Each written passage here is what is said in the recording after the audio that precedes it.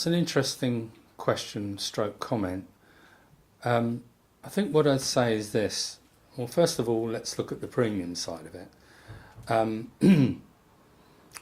We categorise our health professional modalities into a number of different sectors.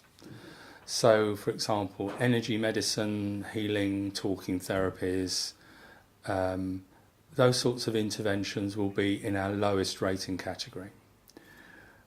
The middle band, as we call it, will cover things like herbalism, naturopathy, homeopathy, reflexology, massage. In fact, the vast majority of what are known as alternative or natural healthcare interventions will come into that premium banding. Typically, if we're doing an affinity group scheme, and we do about 400 of those, the premiums can be as low as £40 or £50 a year for something like £4 or £6 million cover, and that cover is not per year, it's per claim, with unlimited number of claims in the year, no excesses that the client has to pay, an unlimited number of claims in the year, plus unlimited legal and defence costs in the year.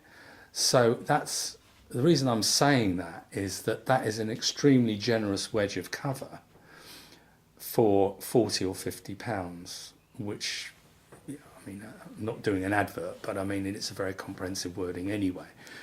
So, you know, we wouldn't be able to persuade and negotiate with underwriters to get that sort of a mix of comprehensive cover with no run-off worries. So if they're covered even for 1 year, that cover for the work they did in that year is covered for perpetuity. You know, if it wasn't seen to be a safe, well, safe is the wrong word, a potentially profit-making area for an insurer. In other words, that the claims would not be outweighed by the premiums over time. And indeed, our account is profitable. We have claims, but we don't see that many in the homeopathy sector. It's not seen to be invasive, and you know, as I said earlier, we've only seen one in the last 10 years. Now, I do remember one claim which occurred outside that 10-year period. I can't obviously give you too much data on that, other than to say that it involved an eczema case. The lady concerned had had eczema since she was a child. She was now in her, I think, early 20s, mid-20s. Every day she'd had eczema.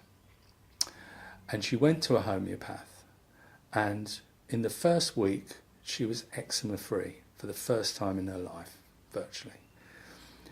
Now, we had a potential claim involving this, because what then happened was, for reasons that none of us understand or know, the eczema returned.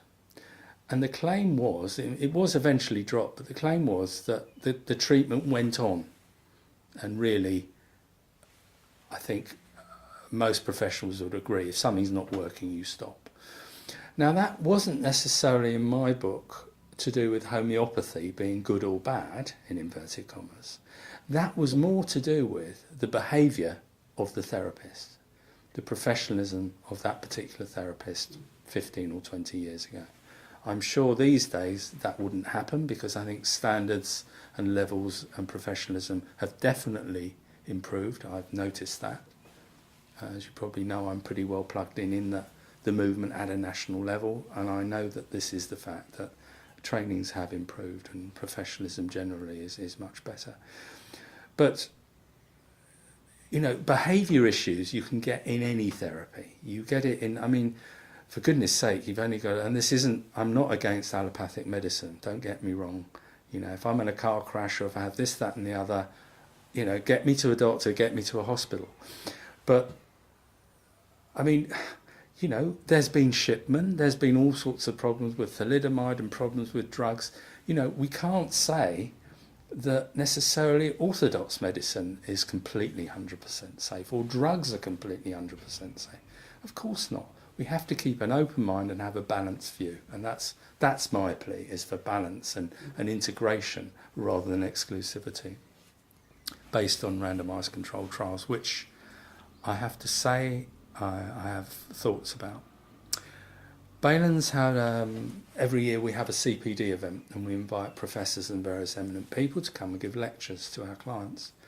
And I invited a professor from a well-known university, and I wanted him to lecture on whether randomised controlled trials were an effective way of assessing and judging natural alternative medicine, healing, therapies. And he, in fact, if anyone wants to, who's seeing this film, go onto the Balen website under CPD, the video of his talk is there. And he says that it's just plain wrong to rely on one kind of evidence, because in fact he says there are 4 ways we can gather evidence as human beings. Anyway, you've not asked me here to debate the ethics of therapeutic practice, or why hasn't the findings of physics been incorporated into the findings in biology, and why everything is so segmented and specialised. It's another little hobby horse of mine. But if we talk about the premium, and coming back to your thing about the doctor, as I understand it, medical defence unions are a discretionary promise to pay, so they are not an insurance policy per se. And as I understand it, well, maybe they've changed, but they used to include some alternative therapies within that defence. If that has changed, well, that's an interesting fact. But I would say that if there are 2 insurers involved for one practitioner, whilst it's not ideal, it's also not insurmountable. Because for me, where a doctor is giving advice based on allopathic medicine and approaches, there's a clear line of thought, way that the records are produced, diagnosis, differential diagnosis, all those things have to be recorded and marked a certain particular way according to that philosophy. For me, it's more about informed consent. If the doctor, who is also a homeopath, then says, look, clearly we've been working on this problem with you for months, years, we don't seem to be getting anywhere. Would you like to try something different? As it happens, I'm also a homeopathic doctor. Then they would need to explain what homeopathy is, the pros and the cons, not hold out a promise to cure, make sure that the notes show that there was an informed consent about that, and then move it into the homeopathic paradigm, which would have different note-taking. As you know, there's very different questions that are asked, and voluminous questions, of course. And that, I would say, is how that could be dealt with the same insurer. How it would get dealt with if it was the same practitioner. How it would get dealt with if it was the same doctor, but who was recommending a homeopath, another person. The difficulty, I think, there would be that it could be argued that the doctor was not trained in homeopathy, may not understand it fully, and therefore would they be qualified to give that recommendation or referral? And the answer to that is, well, it can be a grey area, but again, I think if the way of explaining the alternative is sufficiently general and putting the onus on the patient to make a choice, to make an informed choice, rather than going by the doctor's direction. I'll give you an example of that I've just thought of. I'm quite interested and involved in the healing movement, and I remember seeing a lecture by a lady who was doing a healing clinic at a Birmingham University hospital, and the guy was he was above the registrar. Now, what do you call them? Consultant. That's it. The consultant was a great fan of healing. He'd seen his patients transformed by it, and he would be in one cubicle doing his bit with allopathic, and then he said, I think you need to see the healer. He would send them into the healer, and this was a direct referral, and the people would get better or have improvements, and everyone would win. Now, that kind of thing is quite the exception. But there are places where energy medicine and other things can coexist quite happily. I think it's how the referral, how the structure is set up, how the permissions are done, how the governance is managed, and people are afraid of being sued. We know that GPs and doctors pay a high amount for their premiums. Some GPs, I believe, can pay as much as £8,000 a year. Claims are regular. I remember seeing reading somewhere that doctors are told in medical school it's not a question of if you ever get a complaint or a claim, it's a question of when in your career. I think that defensive medicine has evolved. I think that people are much more wary. I think the communication has improved. Patient communication, patient consent, all those things have improved.